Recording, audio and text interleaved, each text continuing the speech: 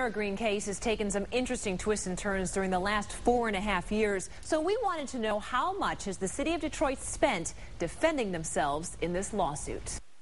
They've done everything possible to obstruct this investigation, including paying the top dollar lawyers they could find to get in our way. Birmingham attorney Norman Yatuma is leading the charge in the Tamara Greene lawsuit, and he says he either wants to get this case to trial or settle it soon.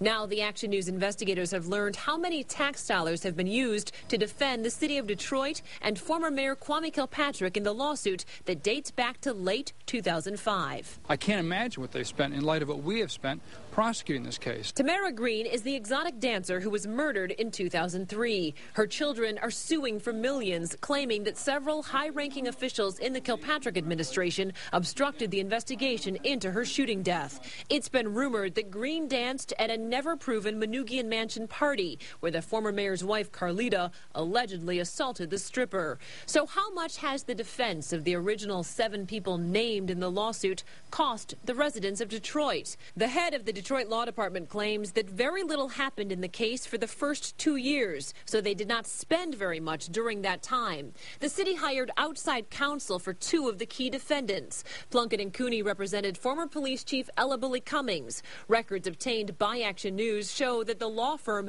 billed Detroit more than $150,000 for work dating back to April of 2008.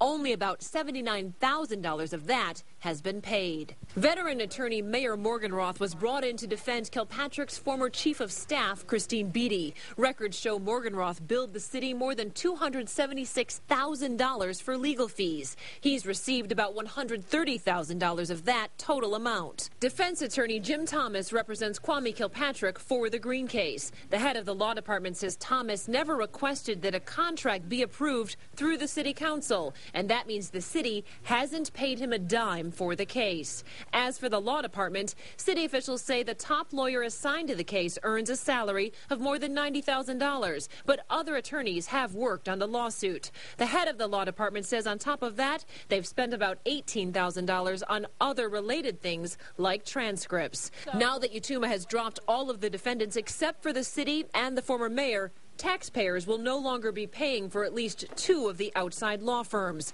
But Yatuma says he doesn't believe that Detroit has only shelled out about $500,000 to fight the Greene case. He thinks the real number is closer to $2 million. 7 figures that would have been much better spent on these kids who lost their mother. The head of the law department absolutely denies that they have spent anywhere close to $2 million. She told me if it had cost that much, they would have settled the case by now.